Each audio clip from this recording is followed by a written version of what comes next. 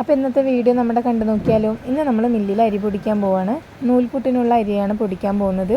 ഇത് പുഴുങ്ങലരിയും പച്ചരിയും കൂടെ മിക്സ് ചെയ്തിട്ടാണ് നമ്മൾ അരി പൊടിക്കുന്നത്. അപ്പോൾ പണ്ട് കാലങ്ങളിലാണ് മില്ലിലൊക്കെ പോയിട്ട് അരി പൊടിക്കുന്നത്.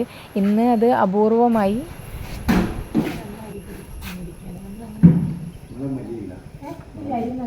അരി നമ്മൾ നൂൽപുട്ടിനാണ് അരി പൊടിക്കുന്നത്. അപ്പോൾ നമ്മൾ അരി പൊടിക്കാൻ പോയപ്പോൾ ഒരു കുഞ്ഞ് വീഡിയോ എടുത്തിട്ടുണ്ട് നിങ്ങൾക്ക് വേണ്ടിയിട്ട്.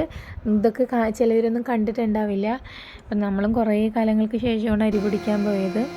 ശരിക്കും അരി പൊടിക്കുമ്പോൾ പുഴുങ്ങലരിയും പച്ചരിയും ഒരേ അളവിലെടുത്ത് കഴുകി വറുത്ത് വേണം പൊടിക്കാൻ. ഇതാണ് നമ്മളുടെ അരി പൊടിക്കുന്ന മെഷീൻ. അപ്പോൾ ആൾ പറയുന്നത് സമയമില്ല എന്നുണ്ടെങ്കിൽ കൊണ്ടുവന്ന ബക്കറ്റിൽ കഴുകി അരി വറുത്ത് പൊടിച്ചു തരുമെന്നാണ് പറഞ്ഞത്. അപ്പോൾ അവിടെ ഒരു പുതിയൊരു മെഷീൻ കണ്ടപ്പോൾ അതെന്താണെന്ന് അറിയാനൊരു ആകാംക്ഷ.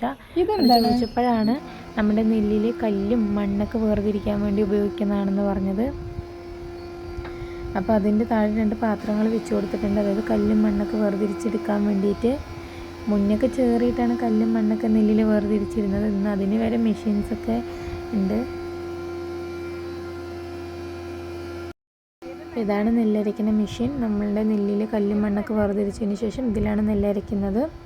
അപ്പോൾ നമ്മളുടെ പുട്ടിനുള്ള നൂലപ്പത്തിനുള്ള പൊടി റെഡി ആയിക്കൊണ്ടിരിക്കുന്നുണ്ട്.